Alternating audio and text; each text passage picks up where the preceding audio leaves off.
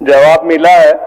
अध्यक्ष महोदय, हमारा प्रश्न था जो क्या इन विदेशों में काम करने वाले श्रमिकों के लिए ये या दूसरे राज्यों में काम करने वाले श्रमिकों के लिए उन्होंने एक प्रवासी नियंत्रण कक्ष श्रम विभाग निर्देशालय जो डोरंडा में बना है। हम लोगों की प्रश्न थी, सरकार की आश्वासन थी जो इसके लिए अलग से एक निर्देशालय बनाएंगे, एक अलग से डायरेक्टरेट बनाएंगे, एवं जो ऐसे बड़े शहर जैसे मुंबई, चेन्नई जहाँ ज़्यादा से ज़्यादा श्रमिक है वहाँ एक अधिकारी भी लेबर डिपार्टमेंट से रहेंगे जो कोऑर्डिनेट करेंगे। तो ये जो अभी काम कर रही है बेसिकली एक एनजीओ है, ये डायरेक्टरेट नहीं है, किसी अधिकारी नहीं है, तो इनके जो पावर है ये बहुत ही सीमित है। जो क्या सरकार एक डायरेक्टरेट अलग से इसके लिए बनाएंगे?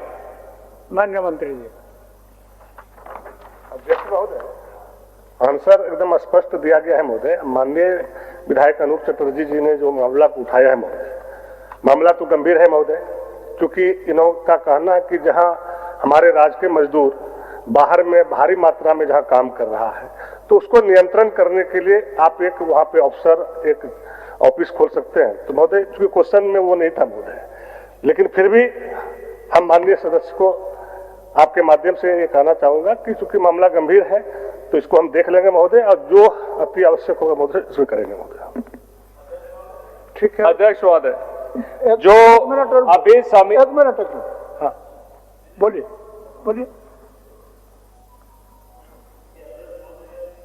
क्योंकि काफी गंभीर है, जयराम महतो जी ने भी उठाया, अभी विधायक जी सीनियर विधायक है, सवाल को रख रहे हैं, मंत्री जी भी जवाब दे रहे हैं, और ये हम सब लोगों का दायित्व बनता है कि हम सब लोग फील करते हैं। बड़ी तादाद में लोग राज्य से बाहर और खास करके उन राज्यों में जहां भाषा की भी कठिनाई है, केरल लोग जाते हैं, मद्रास लोग जाते हैं, कर्नाटक लोग जाते हैं, और सुदूर ग्रामीण क्षेत्रों में लोग काम करते हैं, उनके सामने कई प्रकार की कठिनाई आती है। कभी कभी वो मर भी जाते हैं, अस्पताल में इलाज भी होता है, कोई देखने वाला नहीं होता है, बात करना भी बहुत कठिनाई होती है। हम सरकार से आग्रह करते हैं कि भाई हमें उन शहरों में तो कम से कम जितना जल्दी हो सकता है एक एक कोई पदाधिकारी या कोई ऐसी हम मैकेनिज्म तय करें, जैसे मद्रास है या केरल है, तमिलनाडु, यानी इस प्रकार की जो जगह है जहां भाषा की भी कठिनाई है, तो उन जगहों पर अगर हम लोग मैकेनिज्म तय करेंगे तो कम से कम अगर किसी भी प्रकार की कठिनाई, कोई मर गया, कोई अस्पताल में इलाज कर रहा है तो भाषा की प्रॉब्लम है, उससे वो दूर हो सकता है, लोग वहां संपर्क कर सकते हैं। तो मुझे लगता है कि सरकार को इस मामले में गंभीरता से विचार करनी चाहिए।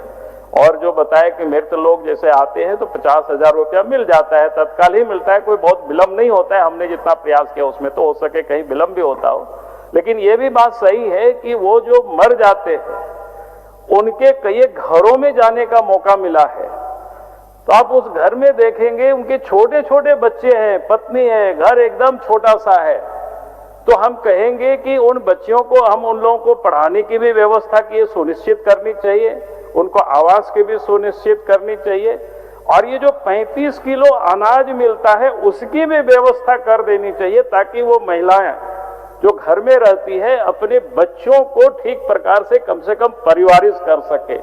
यानी सरकार को एक नीतिगत निर्णय लेनी चाहिए कि इस प्रकार से कोई मर जाते हैं, क्योंकि स्वाभाविक रूप से वो गरीब लोग ही ऐसे जाते हैं और उनका कोई आवास नहीं है, तो तत्क्षण उसकी इस व्यवस्था को करनी चाहिए।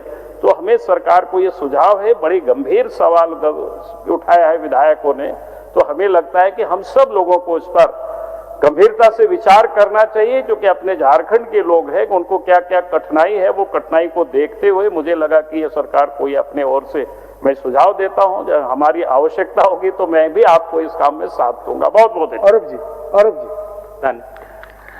अध्यक्ष महोदय, मरने पर तो 50,000 दिया जाता है, लेकिन समस्या तब आती है जब वो काम करके उसको हाजिरी नहीं दिया जाता है, उसको समझिए और कोई कठिनाई होती है, तब वो समस्याएं समाधान हम लोग नहीं कर पाते। इसलिए हम लोग ने मांग किया था, माननीय हमारे नेता प्रतिपक्ष ने भी बोला और हमको लगता है पूरे हाउस इस पर सहमत है। जो एक अधिकारी अगर उन राज्यों में बैठे तो हम समझते हैं जो ऐसे बड़े तादाद में जो वर्कर्स हैं इनको बहुत मदद मिलेगी। और अलग से निर्देशालय का सरकार का आश्वासन इसी हाउस में था, इसलिए निर्देशालय जल्द से जल्द बनाना चाहिए। माननीय मंत्री, अध्यक्ष महोदय और एक प्रश्न है, और इसका एक जवाब मैंने दे दीजिए। इसी प्रश्न में और एक इसी में प्रश्न अच्छा है। पूछ लीजिए। अध्यक्ष महोदय, एक है जो आप नॉर्मल डेथ में 50,000 देते हैं, लेकिन जो मानसिक अशांति या कोई कारण से वहां जाकर वो आत्महत्या कर लेते हैं तो उनके डेड बॉडी लाने के लिए आप कोई भी सरकार मदद नहीं करती है।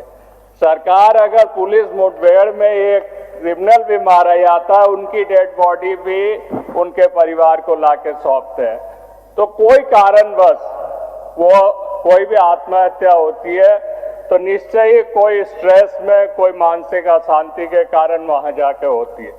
तो कम से कम उस मजदूर को बॉडी लाने के लिए, हम मुआवजा देने की बात नहीं कर रहे, कम से कम बॉडी लाने के लिए 50,000 तो दे सकते हैं, या बॉडी लाने के लिए आप व्यवस्था तो कर सकते हो सरकार। ये तो हम समझते हैं जो मानविकता है। अब उत्तर ले लेते हैं। माननीय मंत्री जी, सबका मिला जुला के समेकित उत्तर दें। अध्यक्ष महोदय, मामला एकदम गंभीर है महोदय, और हम संज्ञान में भी लिए हैं महोदय। माननीय प्रतिपक्ष के नेता बाबूलाल जी ने भी सुझाव दिए हैं महोदय, और अनूप चटर्जी जी ने भी पहले भी कई बार दिए हैं महोदय। और हम लोग, जहां तक अनूप चटर्जी जी का क्वेश्चन है महोदय, तो 5 राज्यों में ऑलरेडी हम लोगों ने प्रस्ताव भेज दिए महोदय खोलने के लिए और वहां अफसर बैठाने के लिए महोदय। दूसरी बात है जो मजदूरों की समस्या है महोदय, जो सुसाइड कर लेता है महोदय, तो ये बात सत्य है महोदय, किसी कारण से वहां पर जो है उसको दिक्कत होता है या किसी घरेलू मामला में या वहां के मामला में महोदय, तो सुसाइड करने के मामले में महोदय मुआवजा नहीं मिलता महोदय। तो निश्चित रूप से मामला गंभीर है महोदय। हम माननीय मुख्यमंत्री जी से डिस्कस करके और इसका जो सही उपाय होगा महोदय, क्योंकि मजदूरों के हित में और राज्य के हितों में करेंगे महोदय। ठीक। माननीय सदस्य निर्मल महतो। घर रहने का मकान भर नहीं, ये खुशियों की तिजोरी है।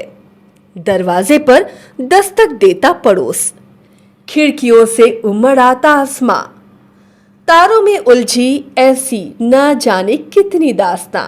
कहती हैं चले डायमंड सिटी, एक सफर हम सफर के साथ अपने घर तक। Diamond city, life long bonding, 500 से ज्यादा खुशहाल डायमंड परिवार। जल्दी करें, सिर्फ 200 फ्लैट बाकी। आज ही बुक करें अपना आशियाना।